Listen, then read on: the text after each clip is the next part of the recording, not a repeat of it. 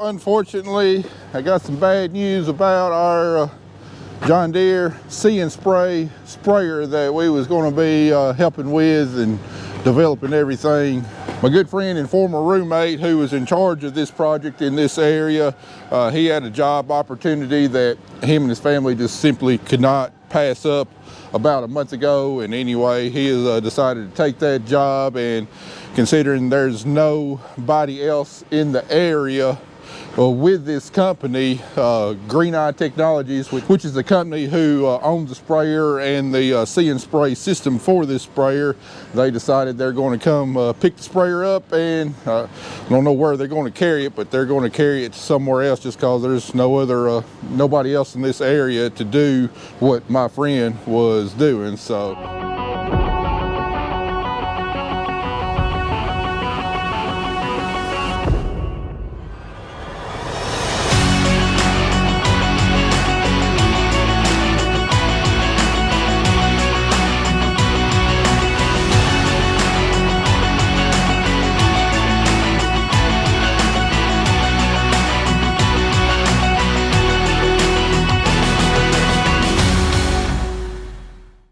I'm not gonna lie, I'm extremely disappointed. I was really looking forward to the opportunity of working with this machine and seeing, you know, just how good the technology was on it and potentially lowering herbicide costs. I will say, after working with my friend, you know, and observing him as he was, you know, had it out here a lot this winter, calibrating everything. Unfortunately, didn't have any chance to do any field days with it just cause it was too wet and everything, but they did a lot of adjusting and calibrating out here, you know, with the camera systems, the lights, and all that kind of stuff.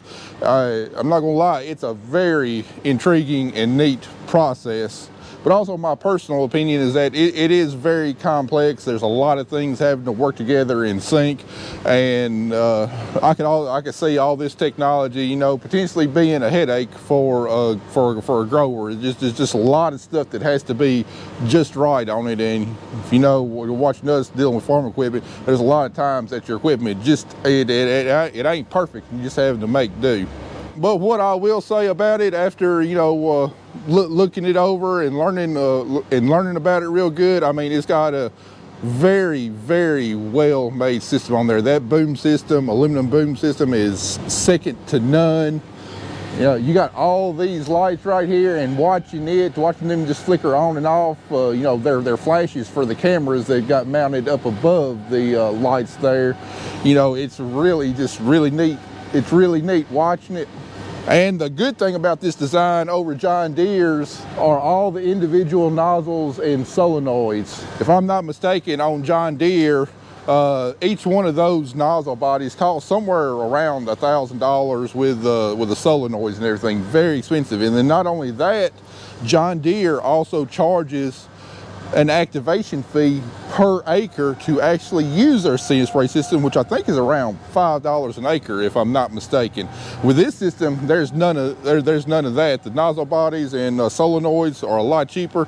There's no kind of usage fee or activation fee or anything with the system. Once you buy the system, it's yours to use. So to me, if you're interested in this type of technology, that's definitely the way to go, because I'll be dadgum if I'm going to spend all that money on equipment and then have to pay another $5 an acre to use it. I mean, where's your cost savings going to be on your herbicides if you're, you know, taking money away from spraying herbicides and just sending it back to John Deere?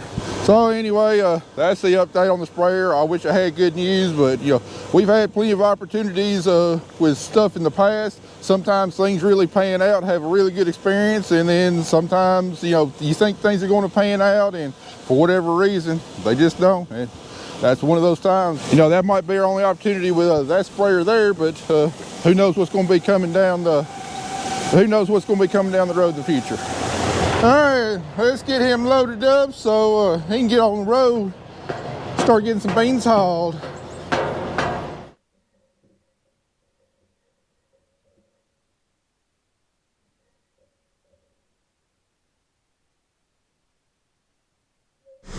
Well, apparently we got probably some water in the pipe. We started loading the beans and got it caked up on the ocean there. So, and you're gonna try and work the magic here.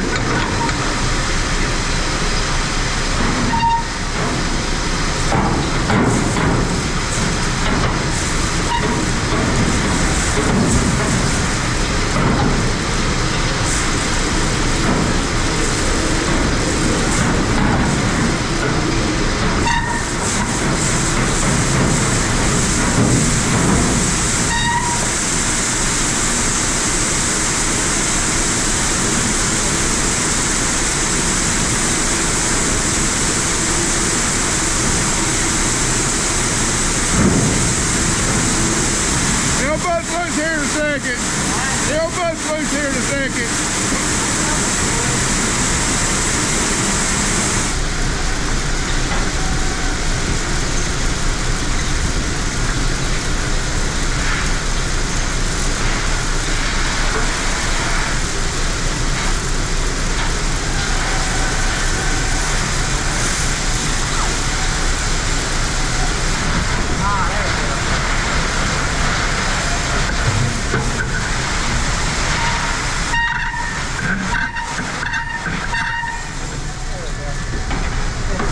That's good enough.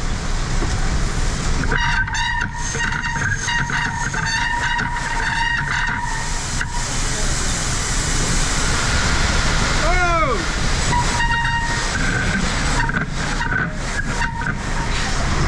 Not quite the record-setting truck loading that we're used to, but it finally cleared up there at the end. All right, we just got loaded up and we're headed out. We were loading that one. We had problems with the frozen soybeans at the bottom of the bin. Ooh, it's icy. Well, I just slid through the snow. Now we got the soybeans out, unfrozen, and got the truck full. But when we were filling it, when we got it all full, holy moly! I'm just slipping and sliding on this ice right now. Anyway, we're on our way. Got the first load. We got it fully loaded, and we noticed it's got some corn in the beans. Surprise, surprise. If you don't remember our beans in the corn catastrophe, I hope we're not going to run into the same thing there. But yeah, so there's a little bit of corn in the beans, and I guess I'll show you all the damages and dockages when we get up there. So I'll see y'all at the river. Well, all right, we made it to the river, and we're on the unloading scale now. I got our ticket back. That's what we're looking at, and it's not great. The splits is what's gonna get us. Daggum.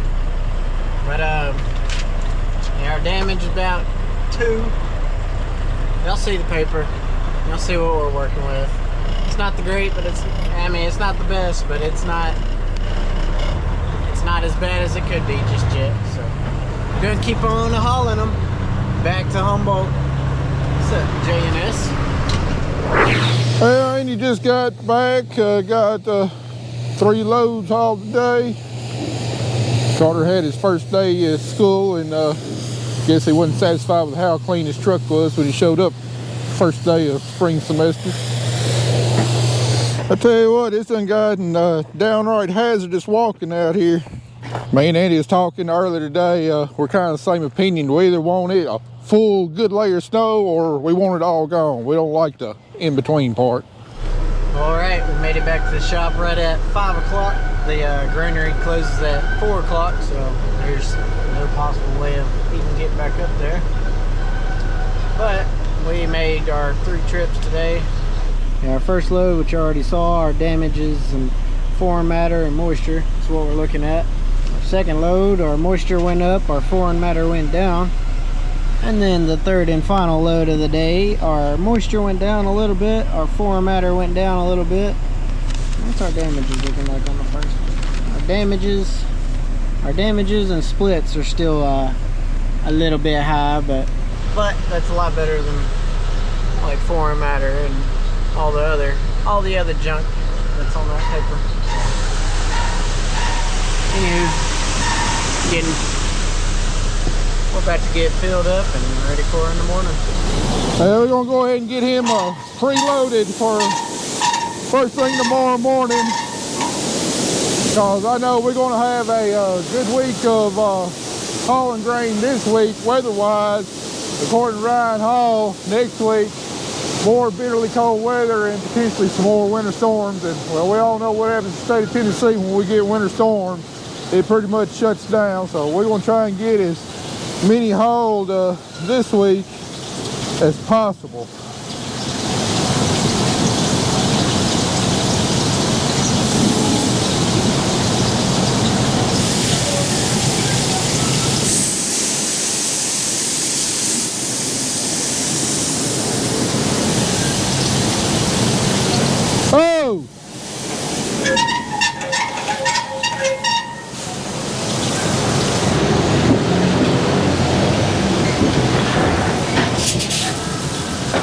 Well, what that third load look like?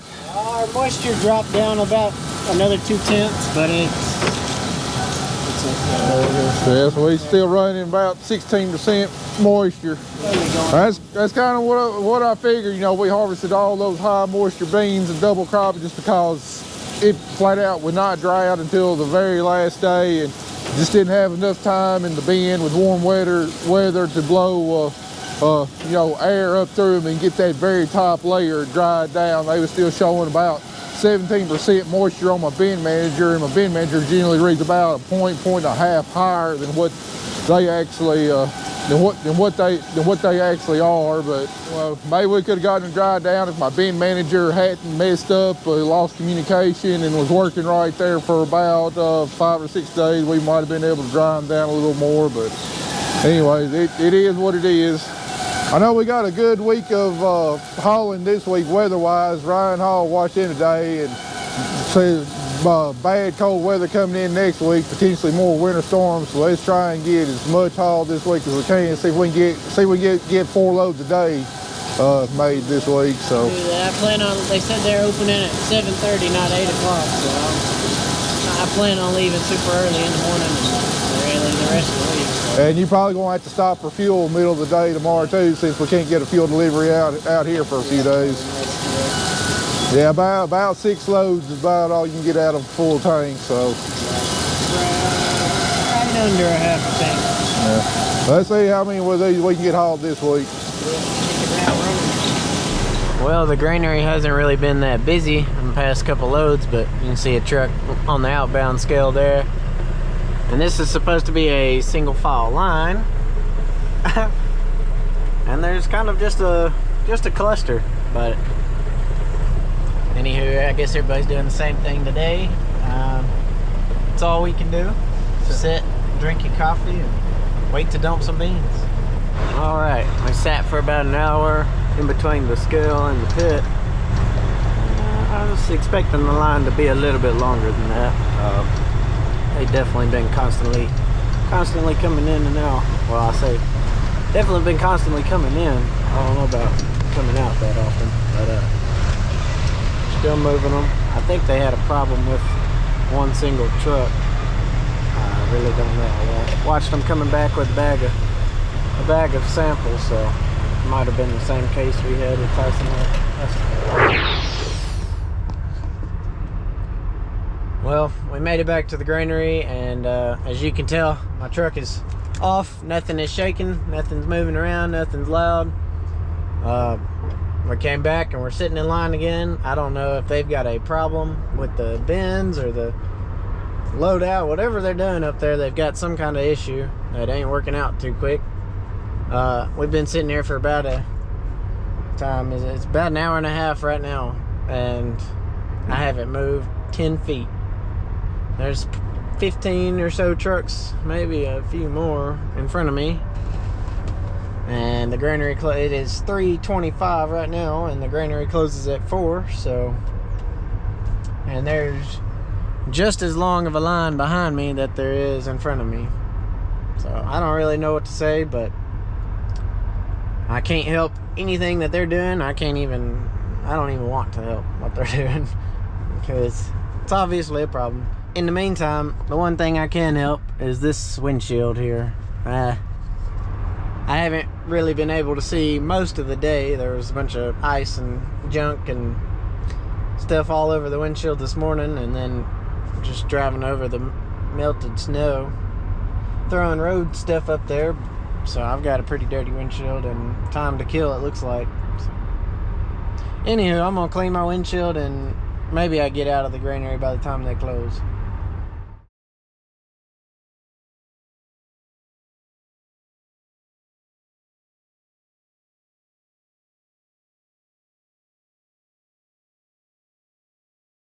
Bobby dog.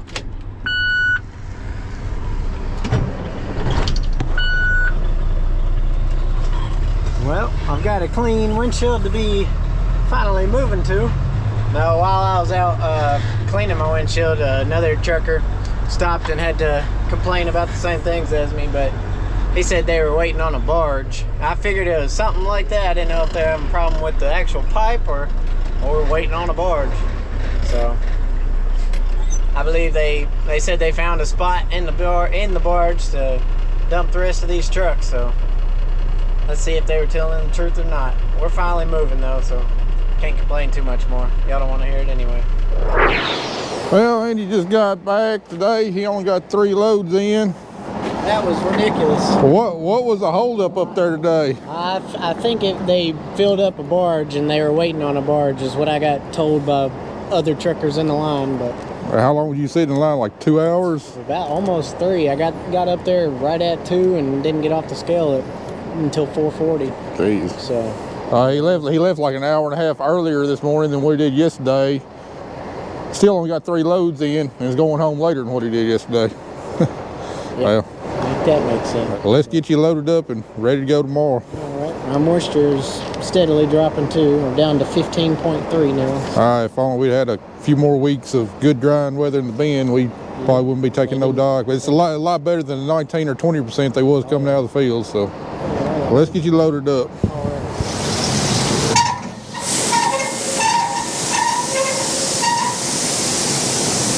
Well, I tell you what, we have got to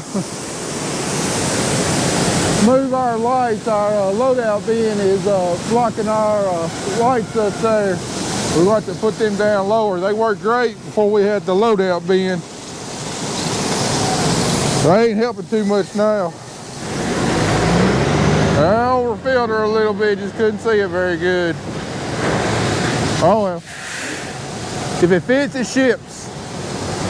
All right, I think I finally got my seed order done. It's taken a lot longer than what it normally does. For one thing, I've done way more research on varieties, different brands, different varieties, all that kind of stuff than what I normally do. Just trying to make sure I've got the best value for our money when it comes to seed costs. Also making sure the yield potential is there, and then also making sure I'm placing that variety on the absolute right piece of ground. And also my prescriptions that I've been making, I've really taken a lot of time making sure I'm getting my zones right and the population right, because all that stuff ties in together with yield, profitability, and everything. And really spent a lot of time just trying to fine tune everything, make sure I'm making the best possible decision that I can. Even though it's January, I don't know what this year is going to bring or anything like that. Agronomically and financially, I'm trying to give myself the best chance of success. And then not only that, what else is taking me so long is I've had a completely new program to learn. FieldAlytics is completely different from Ag Studio and how you create prescriptions, even though I'm still creating my seeding prescriptions based upon past yield history and trying to create zones and everything. The way FieldAlytics does like a multi-year yield analysis on a farm is completely different than Ag Studio, and it's been a pretty big learning curve, but I think I've finally gotten pretty good at it once I understood how it worked and all the features and everything. And I gotta say, even though maybe the process of creating seeding prescriptions on FieldAlytics is not quite as quick as it was on Ag Studio, it does give me a lot more flexibility on creating my zones. So like a lot of times when I'm creating crop zones based on yield data, I'll have several low yielding places in the field. Well, on some of those places, it might be low yielding because it's no topsoil, very limited water holding capacity. And then also it might be low yielding because it's down in a flat, maybe it got drowned out or whatever. And well, I mean, obviously you don't want the same seeding rate on both those types of zones, but it's all coming back as the same type of zone. So with Ag Studio, we were using a calculator and inputting values there. But on this program right here, I can actually take those zones and let me zoom in a little bit right here.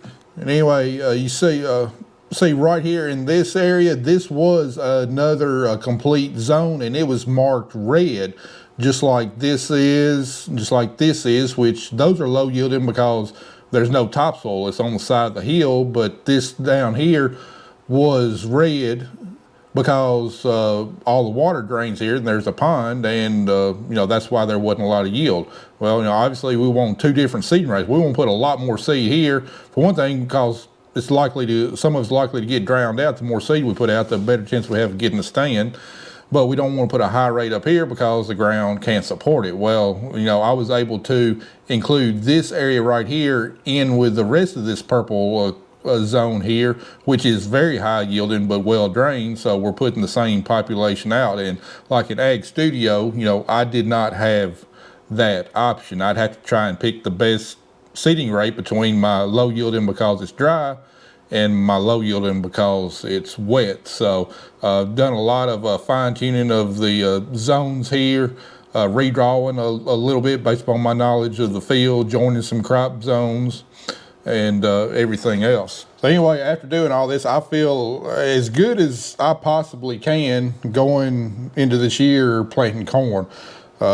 I think we've got the right varieties that give us a good chance of yield. I think we've gotten good value for those varieties. And then I think we've got the right seeding rates on the right pieces of ground within the field. So we don't know how it's going to play out at harvest time, but hopefully when I'm in that combine shelling corn, I'm smiling because all this work that I put in on the front end is paying off big time this year. But looking at my seed order here, I think we're going to plant 8 different varieties of seed. We're not going whole hog in any of the one varieties. We think we got them all placed on the right farm. So we're really going to be spreading our risk around with different manufacturers, different varieties, different maturity rates. And like over here on this farm, our seeding rate's going to range anywhere from 17,000 seeds per acre upwards of 29,000 seeds per acre, just depending on the zone. And we're going to be planting anywhere from 111-day hybrid all the way up to 118-day hybrid. Going on the soybeans, my favorite variety of all time, 47 A64X, is not offered. However, 2 of these 3 varieties have a lot of the same genetics as 47 A64X, so we're picking 3 Pioneer soybean varieties. One of them has done fantastic for us in the past. One of them did pretty good last year, and then we've got a new one. We're planting both. Extend Flexed and Enlist varieties. And then going down to cotton varieties, the Boilermaker is going to be tried and true Phytogen 360, Delta Pine 2115. We are going back to planting a little bit of Thrive on cotton this year with 2211, which has done pretty decent for us in the past. And then got a new variety that's really showed out in plots this year, Delta Pine 2414. We're going to try just a little bit of it. So anyway, got my seeding plan worked out. Now got to figure out how to get my fertility plan worked out on this.